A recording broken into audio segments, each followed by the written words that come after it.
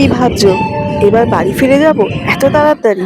আরে না গো, আমাদের এবার নতুন ডেস্টিনেশন হলো মহারাষ্ট্র। তো মহারাষ্ট্রের নাসিকে আমরা চলে এসেছি। এই নাসিক স্টেশন থেকে যাব আমরা আমাদের নতুন গন্তব্য। স্টেশনে বেরিয়েই আমরা দেখতে পেলাম সেই বিখ্যাত কালো হলুদের অটো আর ট্যাক্সি।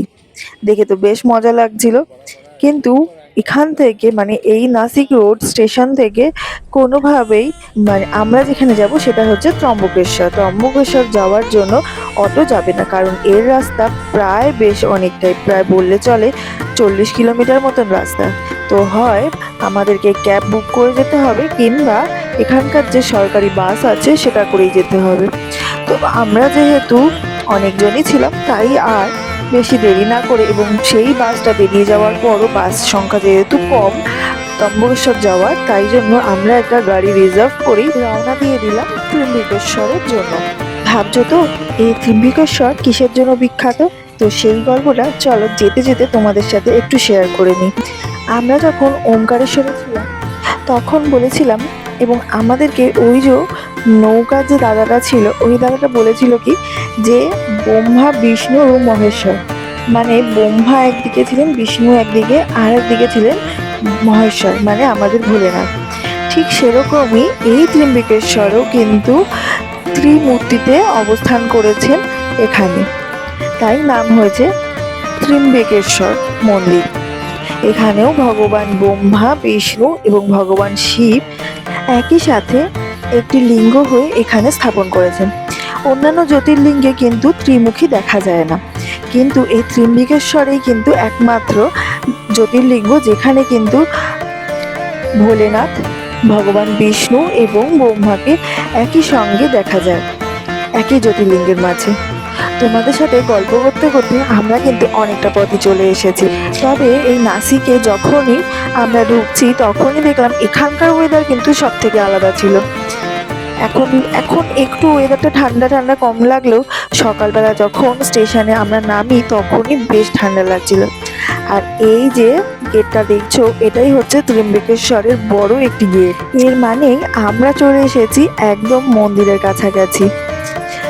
সকাল 8টা অবধি এখানে অ্যালাউ থাকে বড় বাসের এবং বড় বড় গাড়ি ঢোকার। তারপরে যেহেতু তীর্থযাত্রীদের সমাগম অনেকটাই বেড়ে যায়, তাই আর কোনোভাবেই বাস বা বড় গাড়ি অ্যালাউ করে না। এছাড়াও যেহেতু ট্যুরিস্টরা আসে, তাদের লাগেজও থাকে, এতটা রাস্তা তারা যাবেই বা কী করে। আর ওই দেখো মন্দির, আর পাশে পিছনে যে পাহাড়টা দেখতে পাচ্ছ সেটা কিন্তু ব্রহ্মাগিরি পর্বত। আমরা এখানে এসেই ফ্রেশ হয়ে বেরিয়ে পড়েছিলাম ভোলেনাথের দর্শনের জন্য। তো এরই মাঝে একটু নিজেরা মজা করছিলাম, নিজেদের সারাদিনের যে ক্লান্তি ছিল, সারা রাত ঘুমাইনি তার যে ক্লান্তি সেটা যাতে কেটে যায়, সেই জন্য আমরা সকলে মিলে একটু মজা করছিলাম এই দাদাটার সাথে। আর দেখো মন্দিরে ঢোকার আগে কত লাইন, বেশ অনেকটা পিছনেই কিন্তু ছিলাম। গল্প করতে করতে মজা করতে করতে প্রায় চলে এসেছিলাম। মাঝে যেহেতু সময় হয়ে গেছিলো রাজবেশের এবং ভোগ দেওয়ার, তাই জন্য কিছুক্ষণ বন্ধ ছিল। আর এই হলো ত্রিম্বকেশ্বর মন্দিরের জ্যোতির্লিঙ্গ। ক্ষণিকের দর্শন, আর আমার সাথে সাথে যে তোমাদেরকেও আমি দর্শন করাই, তাই যতই বারণ থাকুক তারই মাঝে তোমাদের জন্য আমি এইটুকু চেষ্টা তো করেই থাকি। ভোলেনাথের দর্শন শেষে আমরা বাইরে এসে মন্দিরের চারিধারটা ঘুরে ঘুরে দেখছিলাম, আর তার সাথে দেখছিলাম কত সুন্দরভাবে, কত কারুকার্যের সাথে এই মন্দিরটা স্থাপন করা হয়েছিল। প্রায় 1740 থেকে 56 সালের মধ্যে পেশোয়া বালাজি বাজিরাও অর্থাৎ নানা সাহেব কিন্তু এই মন্দিরটিকে নির্মাণ করেছিলেন, যেটা কালো পাথর দিয়ে সুন্দরভাবে সুসজ্জিতভাবে সাজানো হয়েছিল। আর এই যে পূর্ণ পুকুরটা দেখতে পাচ্ছ, এটা হচ্ছে কুশাবত কুণ্ড নামে পরিচিত। এখানে তীর্থযাত্রীরা এসে পূর্ণ স্নান সেরে সোজাসুজি মন্দিরে যেতে পারে। এটা একদম মন্দিরের পাশেই। আর পিছনেই যে বড় পাহাড়টা দেখা যাচ্ছে, এই ত্রিম্বকেশ্বর শহরটা কিন্তু আসলে ব্রহ্মগিরি, নীলগিরি আর কালাগিরি পাহাড়ের মাঝে অবস্থিত। বিকাল থাকতে থাকতে আমরা চলে এসেছিলাম এই পূর্ণপুকুরের দর্শনে।